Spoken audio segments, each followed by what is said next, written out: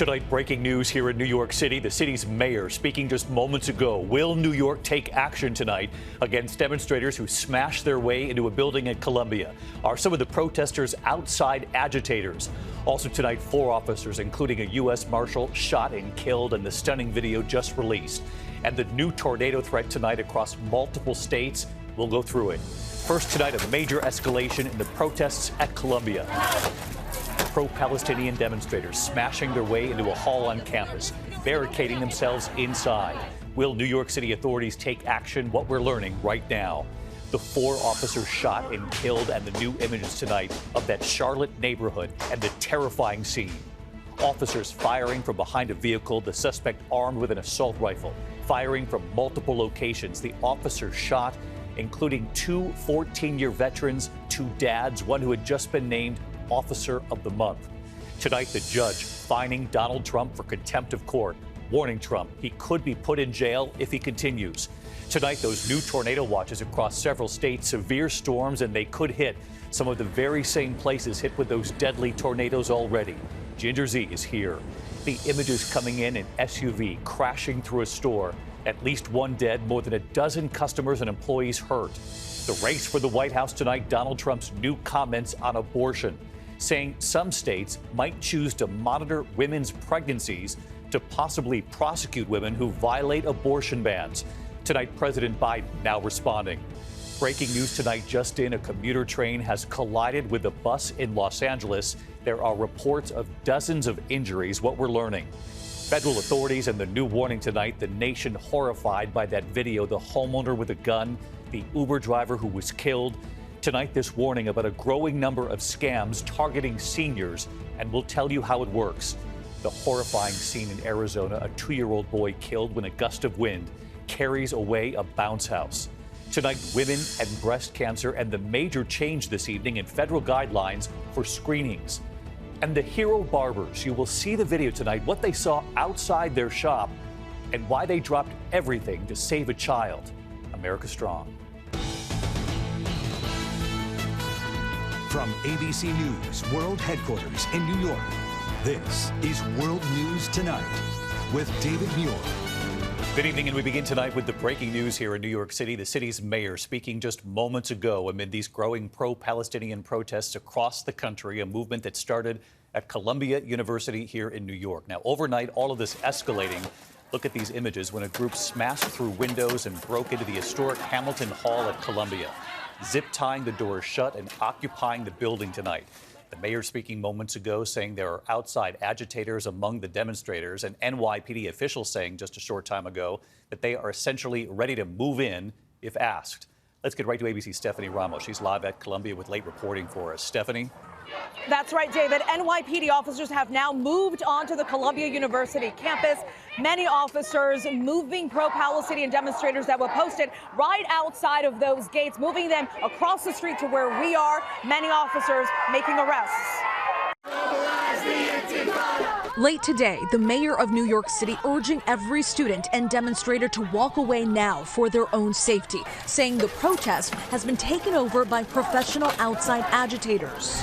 It is our belief they are now actively co-opting what should be a peaceful gathering.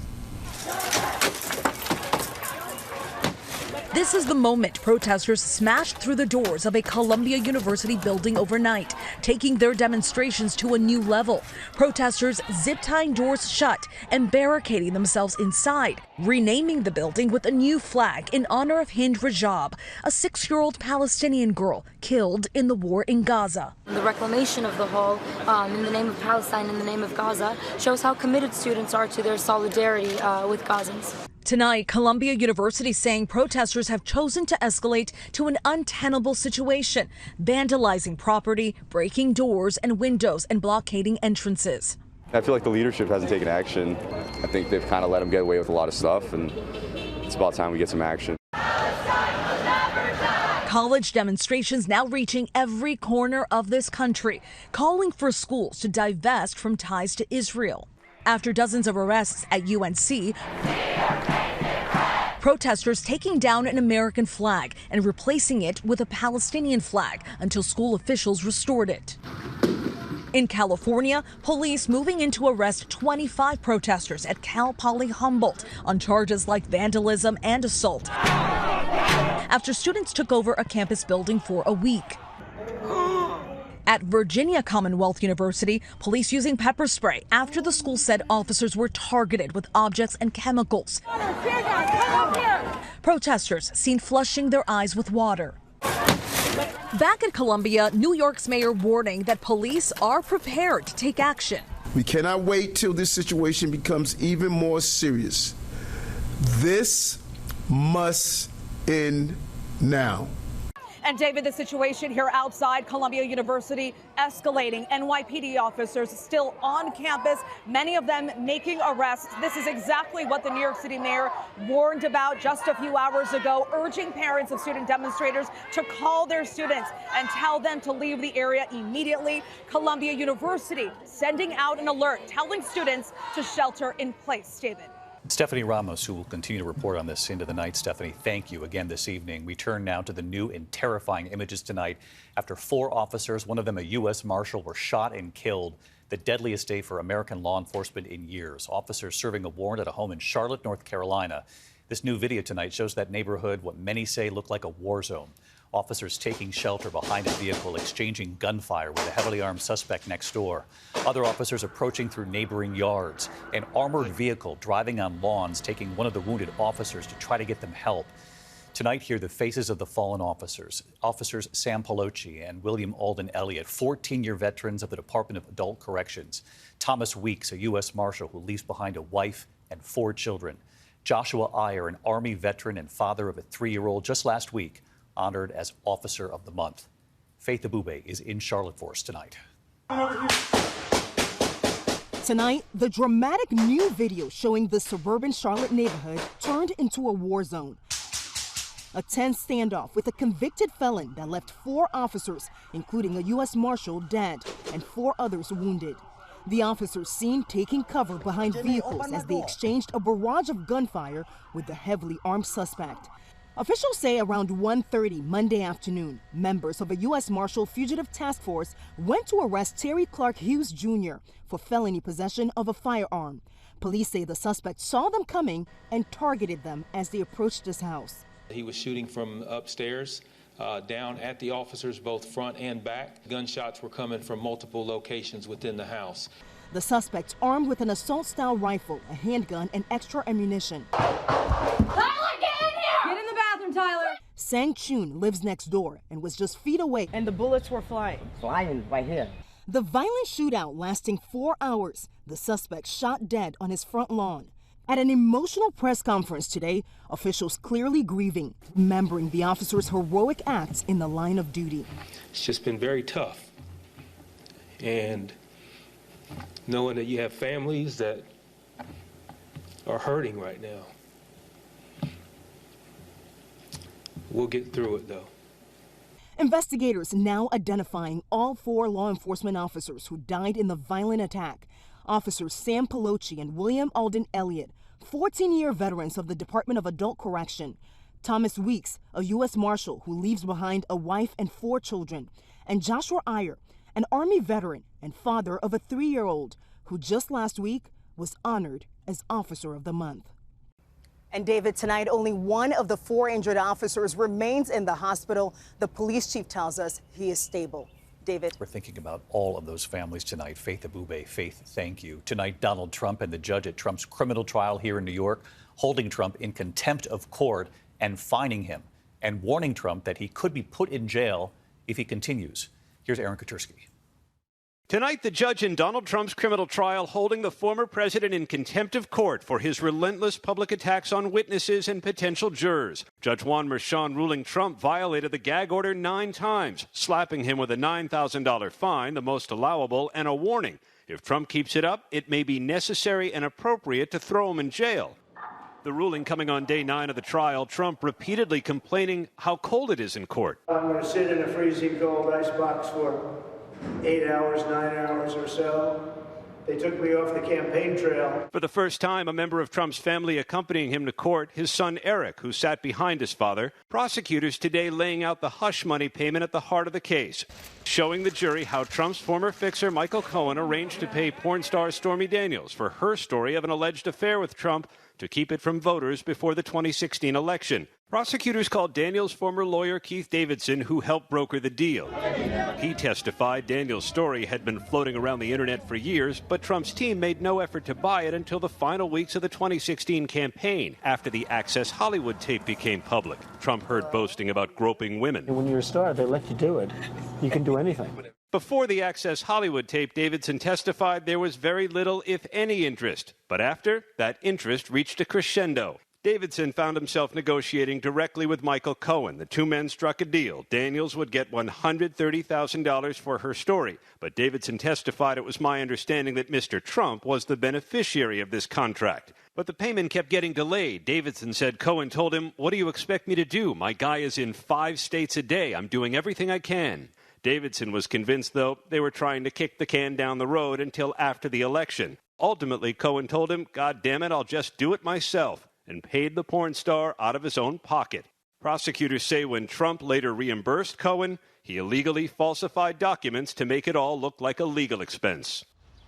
Trump today almost egging on the judge who had held him in contempt, David, calling him rigged, crooked, and conflicted. But the judge made clear if these violations of the gag order continue, he's not above throwing Trump in jail. David? Aaron Katersky again tonight. Thanks, Aaron. We're tracking severe weather, the storms across several states tonight. New tornado watches, damaging winds, hail, all possible, and this could target some of the very same areas hit with tornadoes over the weekend.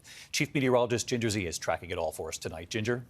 David, there are 4 states tonight with tornado watches, meaning the atmosphere is primed for rotation. So we'll go with those until 11 p.m. Missouri down to Kansas, we'll see it the latest. Wichita's included, by the way. And then tomorrow, it's all about the giant hail. Dodge City, Kansas, Woodward, Oklahoma, but from Kearney, Nebraska, down to Abilene, Texas, you'll have to look for damaging wind and an isolated tornado. Speaking of, we've had a lot of tornadoes this month, second most on record for the month of April, David. All right, Ginger Z will be watching first thing in the morning on GMA. In the meantime, now to the race for the White House tonight. Donald Trump's new comments on abortion, saying that some states might choose to monitor women's pregnancies to possibly prosecute women who violate abortion bans. Tonight, President Biden now responding, and here's Mary Bruce. Tonight, Donald Trump says he won't stand in the way if states want to monitor pregnant women to make sure they comply with abortion bans. And he won't step in to prevent states from prosecuting women who violate those bans by ending their pregnancies. In an interview with Time magazine, Trump was asked, do you think states should monitor women's pregnancies so they can know if they've gotten an abortion after the ban? Trump saying, I think they might do that. Again, you'll have to speak to the individual states. Trump then asked if he'd be comfortable if states prosecute women who get abortions. His response, it's irrelevant whether I'm comfortable or not. It's totally irrelevant because the states are going to make those decisions. In the 2016 campaign, Trump said women who have abortions should be punished. Do you believe in punishment for abortion? Yes or no, as a principle? The answer is that there has to be some form of punishment. For the woman? Yeah, there has to be some form. He quickly backtracked. As president, he appointed 3 of the justices who overturned Roe v. Wade, something he continues to brag about. We broke Roe v. Wade, and we did something that nobody thought was possible. We gave it back to the states, and the states are working very brilliantly. President Biden calling Trump's comments today reprehensible, saying Donald Trump doesn't trust women. I do. Both Biden and Trump well aware that abortion could be on the ballot in 13 states this November, including critical battlegrounds like Pennsylvania, Nevada, Arizona, and Florida, and that every time abortion has been on the ballot since Roe was overturned, even in red states, abortion rights have won. The Biden team is trying to seize on this issue, with the vice president taking on a stepped-up role. She will be down in Florida tomorrow as the state's 6-week abortion ban goes into effect. Now, Trump has said that ban is too severe, but he still won't say how he will vote on the issue when it's on the ballot in November. David. Mary Bruce live at the White House for us. Mary, thank you. We are learning more tonight after some terrifying moments. An SUV crashing into a thrift store in Las Cruces, New Mexico. Authorities say the SUV crashed right through the glass doors, killing 1 person and injuring more than a dozen others, including customers and employees. Police say the 69-year-old driver was pulling into a parking space when she mistakenly pressed on the accelerator instead of the brake. Tonight, there is a new warning from federal authorities about scams targeting seniors across this country. It comes after the nation was horrified by the images of that homeowner with a gun and that unsuspecting 61-year-old Uber driver who was killed. Tonight, hear the scam warning and how it works. Here's Pierre Thomas. Tonight, that harrowing video seen by the nation. The senior with the gun charged with murdering the unsuspecting Uber driver. The result of what authorities say is an explosion of scams targeting senior citizens, this one with deadly consequences. Now the FBI warning just how pervasive scams against senior citizens have become. Victims losing $3.4 billion in 2023, up from $3.1 billion in 2022. And just today, the DOJ charging 16 suspects in the Dominican Republic and the U.S. with the so-called grandparent scam, stealing millions of dollars in a multinational scheme. Here's how it worked.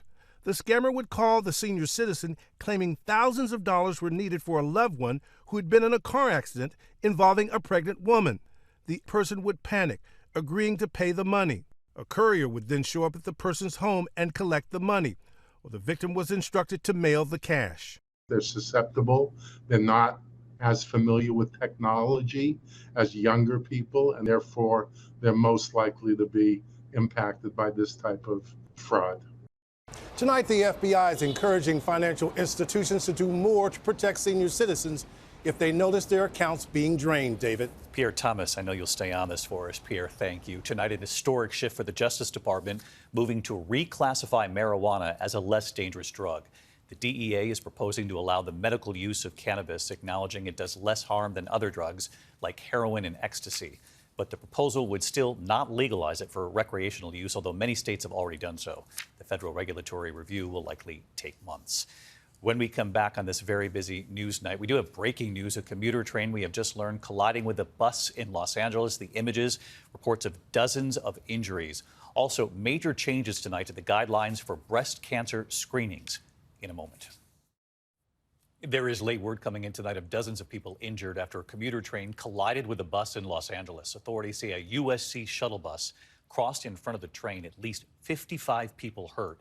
2 victims tonight in serious condition. Everyone, though, is expected to survive. When we come back here tonight, a 2-year-old boy killed when a gust of wind carries away a bounce house with the boy inside. And women and breast cancer tonight. The major change this evening, the guidance for screenings in a moment. To the index, a tragic accident involving a bounce house in Casa Grande, Arizona. A 2-year-old child was killed, another child hurt when the bounce house was carried away by wind, landing in a neighboring lot. Thousands of children are injured in bounce house accidents every year. The new federal guidelines tonight for screening for breast cancer, the U.S. Preventative Services Task Force now suggesting that women at average risk for breast cancer should start getting mammograms now at 40, suggesting they be screened every other year. When we come back here tonight, you have to see this. The hero barbers who dropped everything, left their customers right there in their chairs when they saw something outside their window. ABC World News Tonight with David Muir, sponsored by American Home Shield. Be at one with your home systems and appliances. Don't worry, be warranty. Finally tonight, the hero barbers, America Strong.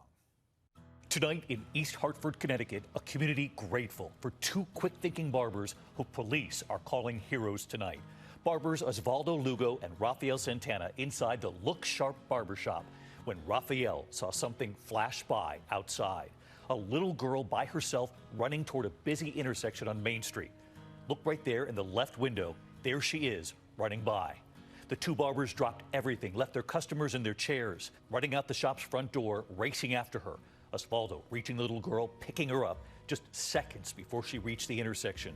Authorities tonight say he saved her. The 2 barbers finding her mother nearby, that mother grateful, saying she had just turned around for moments.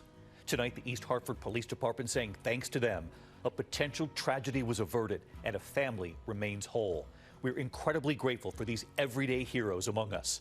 And right here tonight, one of those heroes. Hello, David. Welcome to Look Sharp Barbershop. The barber who reached her just in time. I just had to do something. I took off running. Osvaldo and his message. I'm glad, honored, and humble that I was able to make a difference serve my community, and I reunite her with her mom. The Look Sharp Barbershop. They're heroes. Good night. Thank you for making World News Tonight with David Muir, America's most watched newscast.